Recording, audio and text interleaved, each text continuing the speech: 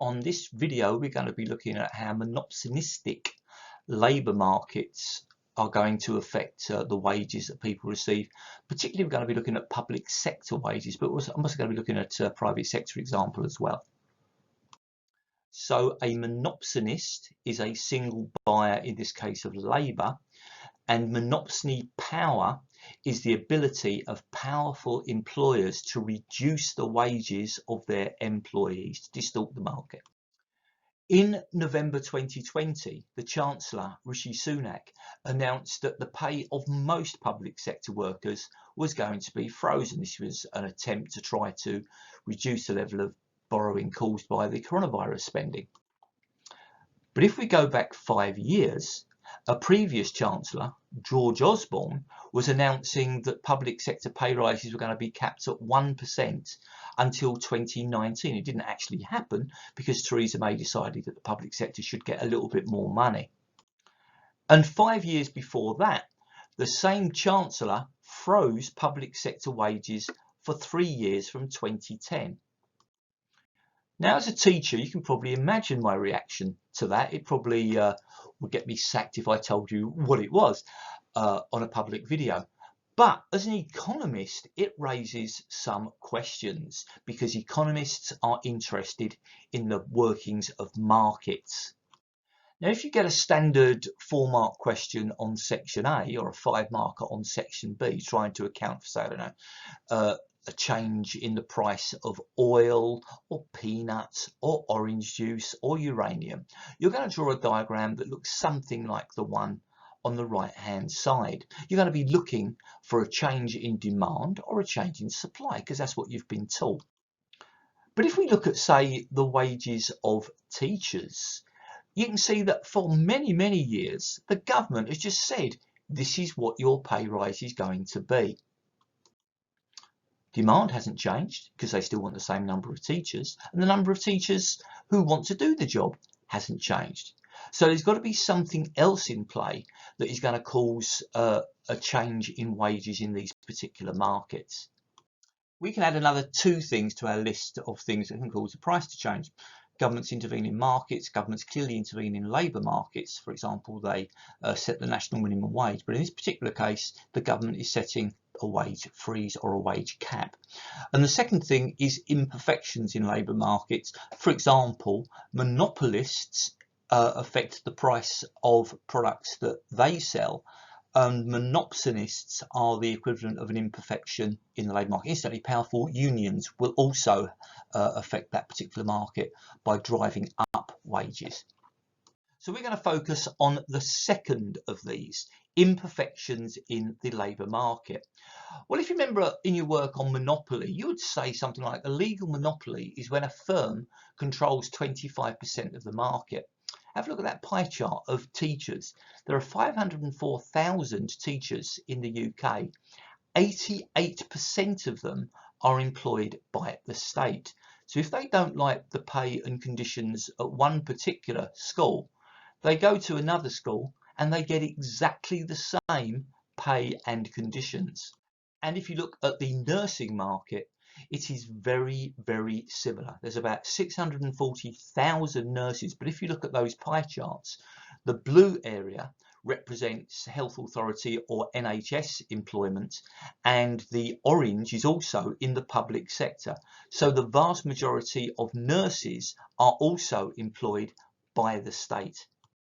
It isn't just the public sector where this monopsonist power exists.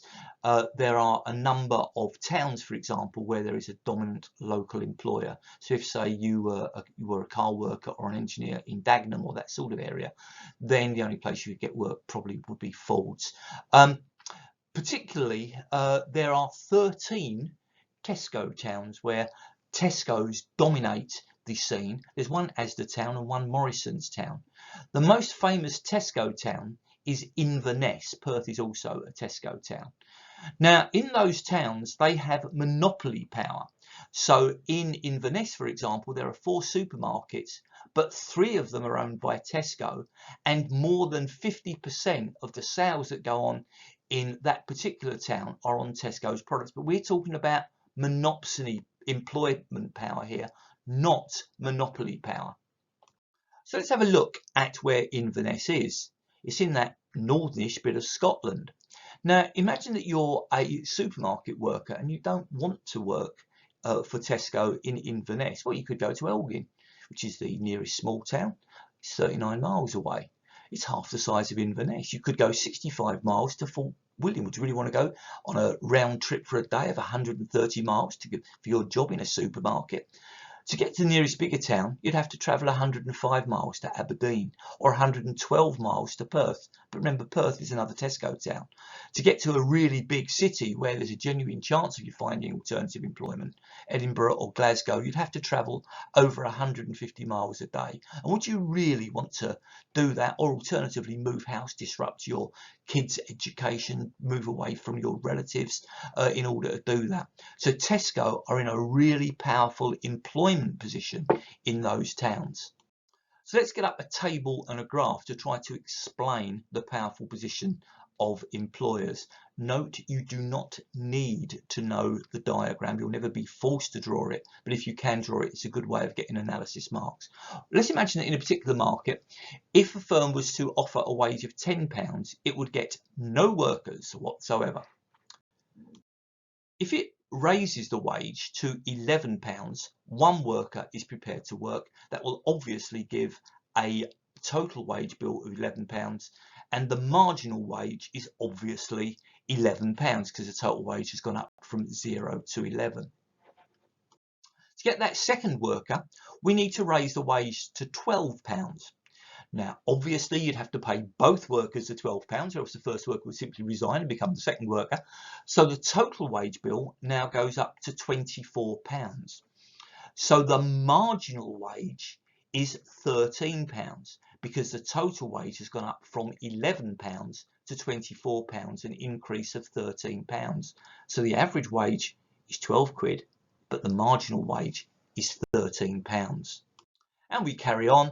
To get a third worker employed, we have to raise the wage to £3. That means that the total wage is £39, up from £24. So the marginal wage is £15. The total wage bill has gone up by £15, and so on. So the relationships between the two, we can see that the average wage each time is rising by £1, but the marginal wage is rising by double that at £2, and that would be true of any straight line wage curve. So the marginal wage is rising at twice the speed of the average wage, and that means that if you want to draw it accurately, the marginal wage curve should be exactly 1/2 the horizontal distance to the average wage curve, just like the marginal revenue curve is 1/2 the distance to the average revenue curve when you draw the monopoly diagram. Again, examiners won't be that bothered if you draw that slightly wrong. So how does this affect wages and employment? Well, the demand curve for labour is called the marginal revenue product curve. So firms employ workers because of the value of the product that the workers produce. Don't worry about that weirdo shape at the beginning. That's due to the law of diminishing returns. The supply curve of labour is the average wage curve. So in a free market, LF workers would be employed at a wage of WF. But in a monopsonistic labour market, the firm is able to split the marginal wage curve from the average wage curve. Profit maximising employment will occur where marginal cost equals marginal revenue. So in this particular case, the marginal cost is the marginal wage, and the marginal revenue is the marginal revenue product curve. So that means, as you can see there, that fewer workers are going to be employed. The employment falls from LF down to LM. But it's the supply curve that tells you the wage that these workers are prepared to work at. And you can see that the wage has fallen from WF to WM. So what the monopsonist does is they are employing fewer workers, and so those workers are competing between each other for jobs, so the employer is able to reduce the wages, and that's why public sector workers do not get as high wages as their private sector equivalents.